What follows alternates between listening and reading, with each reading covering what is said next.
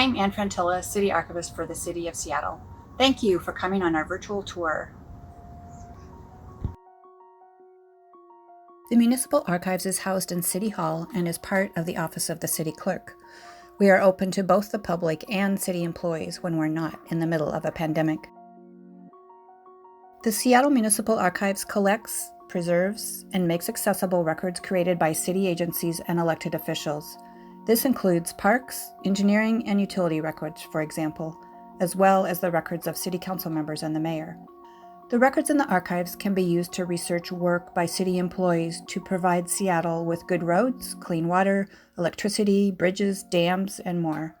Records in the archives also reflect the decision-making involved in creating policies relating to land use, public safety, and other topics. The records provide an opportunity to see through the lens through which those who governed, worked, and lived in the city viewed the world around them, whether they were agency employees or city residents. There are many voices in the archives waiting to be heard. We hope you'll explore what's in the archives as you seek answers to your questions about the history of the city of Seattle.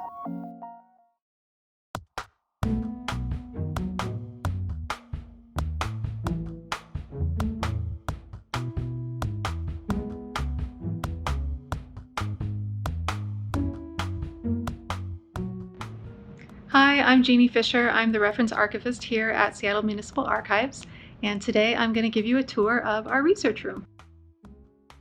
The archives is located on the 3rd floor at City Hall, and one of the first things you might notice when you get off the elevator is this exhibit case we have in the lobby. About every 4 months, we'll feature a new set of materials from the archives based on a specific theme, and the exhibit we have in here right now is on pioneering women in Seattle's electrical trades. And it tells the story of how those women fought for an equal and fair work environment and how that struggle for equal treatment continues even today. So now we're at the end of the hall, next to the clerk's office front desk, just outside the research room. And if we pan over here to the corner, you'll see an old metal filing cabinet on display, which gives us an example of how records used to be stored in the clerk's office back many years ago. And there's also some pictures on display showing the clerk staff back in the 1930s. And here's a worker holding the city charter, and that's that metal file cabinet in the background. And then here's another picture of the staff at work in the clerk's office. And so now we're ready to sign in and be buzzed in by the front desk staff to start our research. So once we're buzzed in, we can enter the research room, and this is where you would come to access records held in the archives. Most of our materials are kept in our record vaults, so to make them available to you, we pull them on request and bring them to you here. We can also be on hand to meet with you and to help you navigate our databases to find records for your research topic. And one of the first things people tend to mention when they visit is what a great view we have, and we are really lucky to have big windows that give us a nice view of our part of downtown with lots of light, so it's a really great place to do research. These records on the table were pulled to help answer some of the questions we've received recently, so in a minute I'll go over what they are and the questions that they help to answer. But first I'll give you a brief orientation to the room. And the materials that live in this room are mostly secondary sources, like books and reports used for quick reference. So, for example, the research room holds our collection of Seattle city directories. And the directories are kind of like early phone books, but with a lot more detail and more information. And they're really great resources for researching individuals and businesses in Seattle's past. And our collection of directories starts in 1890 and goes up to 1990. You'll also find a small selection of some of our more popular annual reports from city departments like Law, Parks, City Light, and Public Health.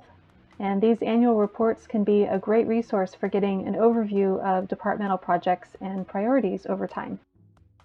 The research room also holds a small reference library, and the books here relate in some way to the history of Seattle and the region. And in fact, many of the books included here were written by authors who have used our records and this room for their research. You'll also find City of Seattle budgets and financial reports, as well as bound volumes of city ordinances, the Seattle Municipal Code, and city charters. So recently we had a question about how the city established rules for building construction after the Great Seattle Fire in June 1889. And the answer to that question is found in this ordinance, Ordinance 1147, which was passed in July of that year. It's essentially the city's first building code, and it's a pretty long ordinance that goes into detail about the kinds of buildings that would be allowed and how they had to be built. So it's not only informationally valuable, but as a completely handwritten original document, it's also an interesting object in and of itself.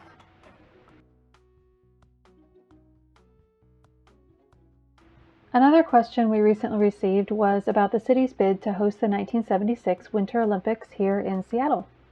The bid was submitted in 1967, and this is a copy that we have in our holdings, which we pulled and scanned for the researcher.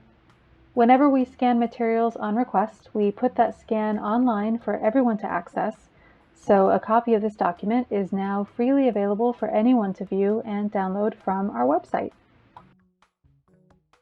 We've also gotten a few questions recently on the West Seattle Bridge, and this document, which was used by former council member Jeanette Williams, and you can see her name there on the cover, was published in 1978, and it describes a number of possible design options for the West Seattle Bridge. And it includes drawings and descriptions, and so it illustrates the kinds of options that were being considered by City Council at the time, and it speaks to how a decision was ultimately made. The last example I'd like to show you has to do with a recent question about the history of redlining in Seattle. And this is a report that was done in 1975 by the Central Seattle Community Council Federation, and it describes what redlining is, how it was happening in Seattle, and what the impacts were on the community. And the findings in this report led the city to form a reinvestment task force to evaluate the problem and come up with recommendations to address it. And records from that task force are also in our holdings here at SMA. And this particular report has been scanned and is available to download from an online exhibit we have on redlining in Seattle, which is available on our website under Exhibits and Education. So I hope you enjoyed the tour of the research room. As always, please feel free to ask us if you have any questions at all.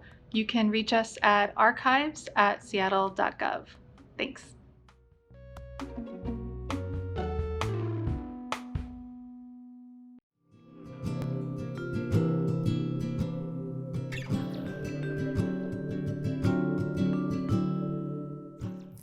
I'm Julie Kerssen, an archivist here at the Seattle Municipal Archives.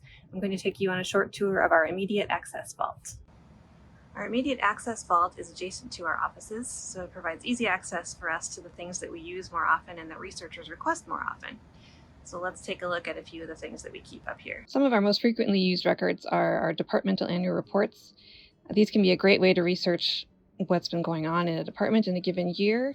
You can track programs and projects over multiple years, and it has a great set of summary information for what that department was up to in a given year. This is a small sample of our Parks Department reports. Another thing we have here in the archives is records of independent cities that were later annexed into Seattle. And this is an example of ordinances from the city of Ballard. We also have records from West Seattle, Columbia City, Georgetown, South Park. They were all independent cities before they were part of Seattle, and so they had their own city councils, their own ordinances, and their own records. And so we have inherited those along with the towns themselves. So in these big flat files, we keep large format items like maps, drawings, blueprints, posters, other things that are too big to fit in boxes. In the drawers, we keep things in giant acid-free folders, and many of the maps are kept in Mylar inside to protect them. This is one of my favorite maps. This is from 1890, and you can get a sense of how patchy the development was of Seattle at that time. We have some scrapbooks in our collection. This one was put together by a City Light employee, and here he's got a lot of photos of his coworkers taken in the office. It's kind of neat to go through and see some of the workers at the time who aren't necessarily documented at length in the more official records. Another set of scrapbooks that we keep in the intermediate access vault are these City Light scrapbooks highlighting their advertising and graphics from about the 50s to the 70s. And it can be fun to flip through and see the kinds of things they were doing. There's lots of stuff about appliances. They were in the stage of encouraging people to go electric for their appliances. appliances as gifts. And this is sort of fun from our current perspective. Here's one saying we're going to have electric cars by 1972. So these are a great way to sort of look through and see what they were promoting to consumers over those 25 or so years. Another thing we have is original city charters. And as you can see, they are handwritten with quite lovely handwriting.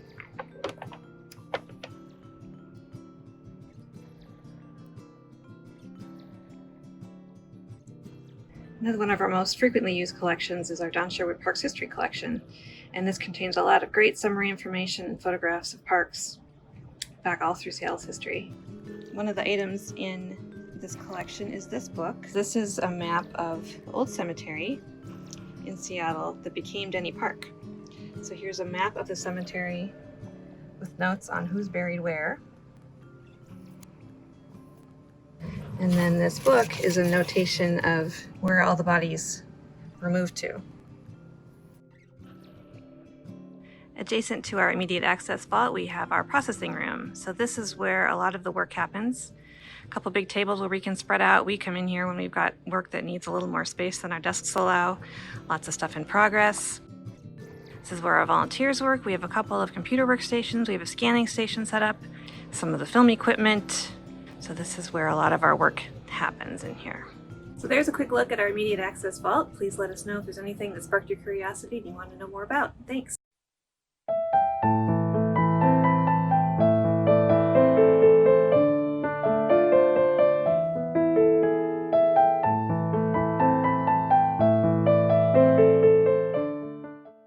Hello, I'm Julie Irick, and I'm the City Photo Archivist at the Seattle Municipal Archives.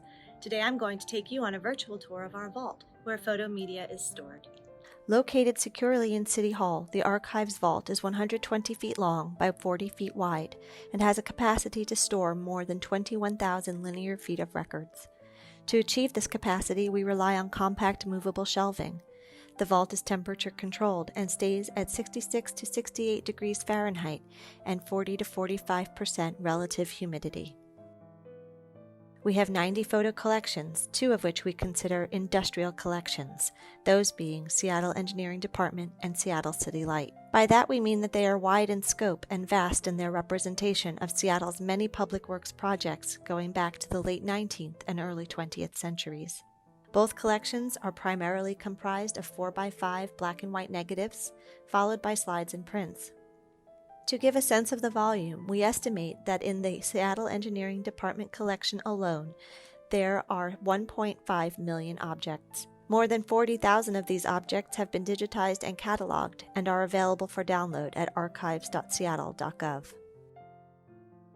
Our scanning operation is ongoing, and negatives that are in the queue for digitization are described at the negative sleeve level and are discoverable online. Engineering Department negatives are very well described, as you can see on this original sleeve, data such as full description, date, quantity, photographer's name, and type of film. We have multiple formats of photo media in our collections, and today I'm focusing on 3 types of negatives for this video. Early negatives were made of glass and were both very delicate and very heavy. Once glass became outdated, negatives were made of cellulose nitrate, which over a period of decades becomes unstable and poses hazards such as fire and contamination of nearby material. To deal with that instability, we use cold storage for nitrate negatives and film. Our freezer is kept at or near -4 degrees Celsius and 60% relative humidity. Let's have a peek. Cellulose acetate or safety film came into production around the 1920s, and those negatives, while subject to vinegar syndrome and degradation, are relatively stable in our temperature-controlled vault. My primary goals as the photo archivist is preservation and access to these photo records so that they remain available to you, the public, for as long as possible. Thanks for watching.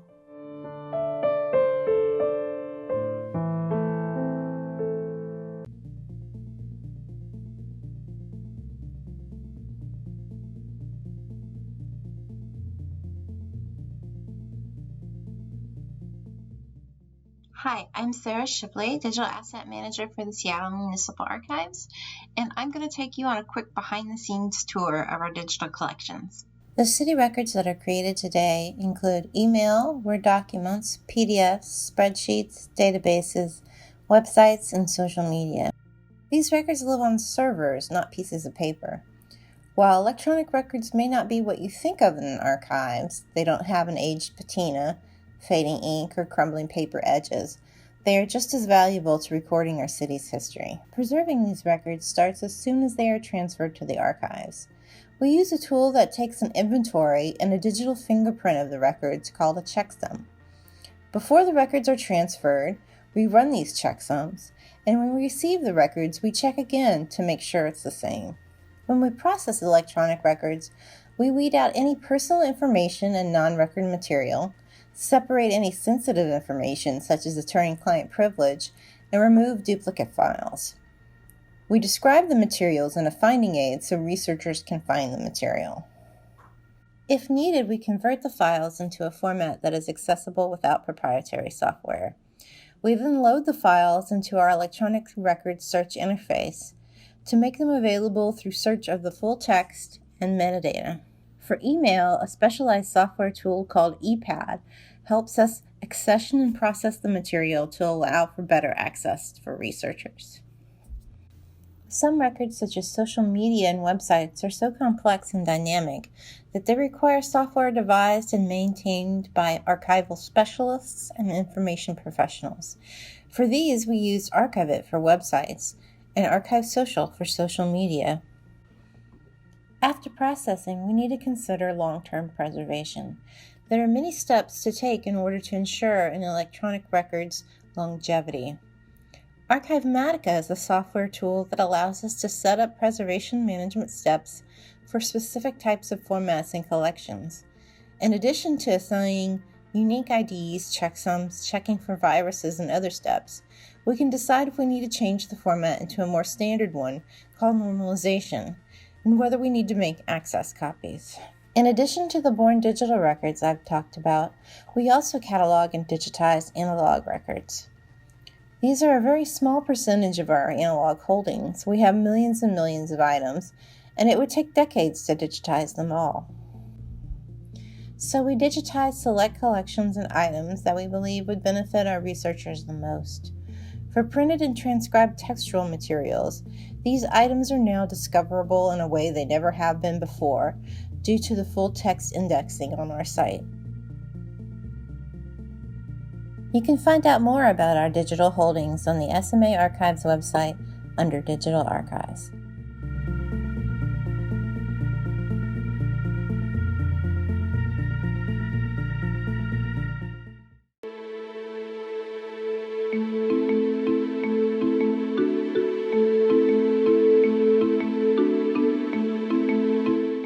Hello, I'm Libby Hopfauf. I'm the Audiovisual Archivist here at Seattle Municipal Archives. SMA is home to thousands of audio and moving image recordings in a wide variety of analog and born digital formats, and it is my job to process these materials. Converting analog moving image and audio recordings to a digital format differs from that of photos, maps, and documents in the sense that you can't just pop them in a scanner. Each format must be used with its corresponding player in order to view or digitize the content.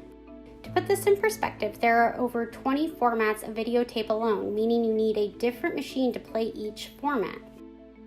Also, in order to appraise items in the collection, you can't just look through the box. You have to play each one back to review and preserve the material. None of these players are currently being manufactured, which makes finding and caring for them difficult and necessary. To make matters worse, all of these audio and videotape formats are actively degrading, and if they're not transferred to a digital format soon, the information and historical content they contain will be lost forever. The magnetic media crisis, as it has been coined, is characterized as a gathering storm. The Library of Congress has stated that analog tapes must be digitized within the next 15 to 20 years, or we risk losing them forever. Equipment obsolescence coupled with vast numbers of deteriorating materials exacerbated by a lack of expertise and funding has the potential to result in a staggering and irreversible loss of visual heritage. Fortunately, thanks to a local partnership, SMA has access to the equipment needed to preserve magnetic media within our building. Analog audio and video have to play back at real time while digitizing, so the tapes or reels must play from beginning to end to transfer all of the content to a digital file. This means if you have a 6-hour budget meeting for the Seattle City Council, that tape will have to play for 6 hours straight from beginning to end in order to capture all of the content. SMA is home to 31 moving image collections, which combined contain over 6,000 items in a wide variety of videotape and film formats. About a third of these are currently digitized and available to stream and download on our website. Moving image collections are made up of productions and footage created by city departments of related projects, PSAs, celebrations, and events. Some of our larger collections include the Engineering Department, the Fire Department, Seattle City Light, Parks and Recreation, Public Utilities, the Mayor's Office, Woodland Park Zoo, and the Seattle Channel. Audio holdings at the Seattle Municipal Archives are primarily of the City Council committee and full council meetings. Audio is the official record that the city creates and preserves for all council proceedings. Original audio recordings held by the Seattle Municipal Archives range from 1955 to the present, but most of them are from 1977 to 2002. The recordings are being converted and added to the website as they are processed. Our audio recordings are searchable by date, subject, and associated legislation within our digital collections.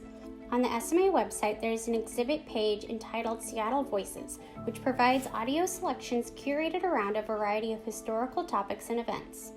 These recordings provide a different perspective on the legislative process than can be gained from textual documents alone. Audio recordings of meetings allow individuals not documented elsewhere in the archives to come to life.